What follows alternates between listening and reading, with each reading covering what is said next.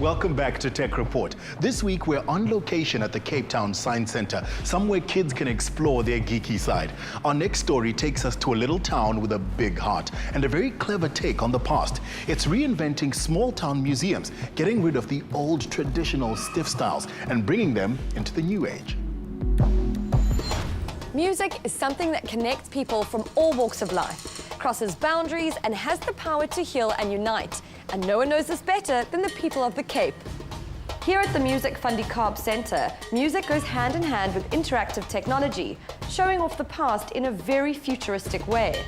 So the name of our exhibition is Music Fundy Caab, and it really just means music of the Cape, or music from the Cape. We had chosen that name. It links to our other museum, which is Museum Fundy Caab, but Fundy Caab really just means you're from here. It's a name that slaves had when they were born at the Cape. All displays here were collected during extensive fieldwork. The museum is meant to be an educational resource for a wider community. 3 custom and very cool through-the-glass touchscreen kiosks and applications have been designed to bring to life various elements of the display, such as indigenous instruments and music to world influences on Cape music and interviews with present-day musicians.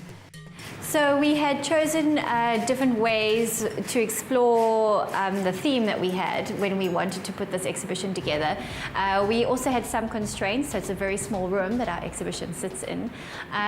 But at the same time, that's where technology comes in, because you can have so many different layers and detail that just allows you to go deeper and deeper and deeper and to explore things. I mean, everyone's got, you're basically born and you have a phone in your hands.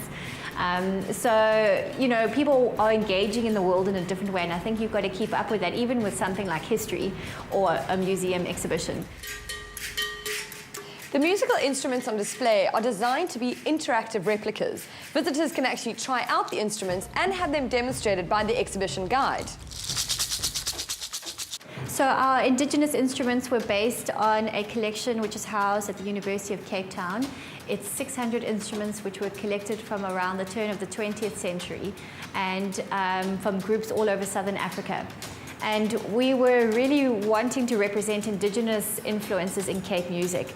So we had explored what were koi and sand instruments out of this collection.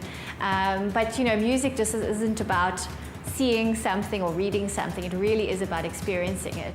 Another unique experience is the way these instruments are hung up on display. The replicas have been placed on a hanging glass shelf to make it seem that they are floating in the air, easily accessible, yet stable and secure.